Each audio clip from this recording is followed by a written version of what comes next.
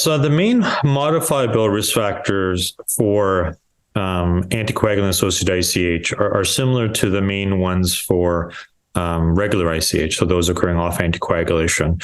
And that's namely hypertension, so uncontrolled hypertension. And in the INTERSTROKE study, which was a case control study, international one that was led out of our Population Health Research Institute by colleague Martin O'Donnell, having a history of hypertension accounted for close to 50% of the population attributable risk of intracerebral hemorrhage. Other risk factors in that particular case control study included lack of regular physical activity, unhealthy diet, elevated psychosocial stress, elevated waist to hip ratio, smoking, as well as alcohol use. In people who are on anticoagulants, there are some additional key considerations.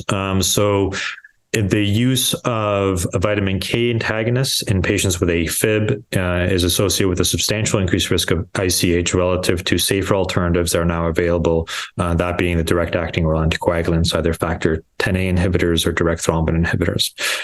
So particularly for the patient with AF, I think the first thing you should do to reduce their risk of having an ICH is consider a direct-acting oral anticoagulant over a vitamin K antagonist.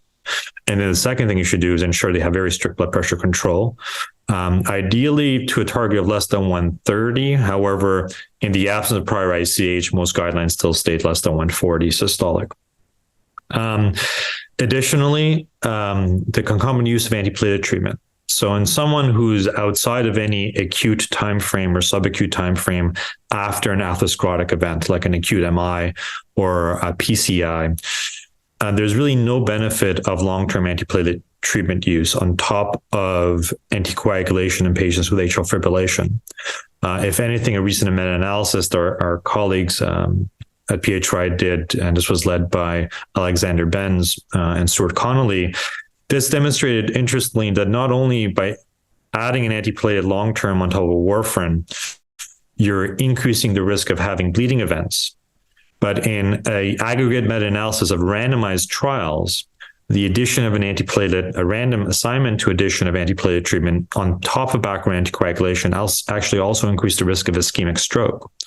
That's, of course, a quite surprising finding from a biological standpoint, because how could more antithrombotic treatment lead to increased risk of ischemic stroke?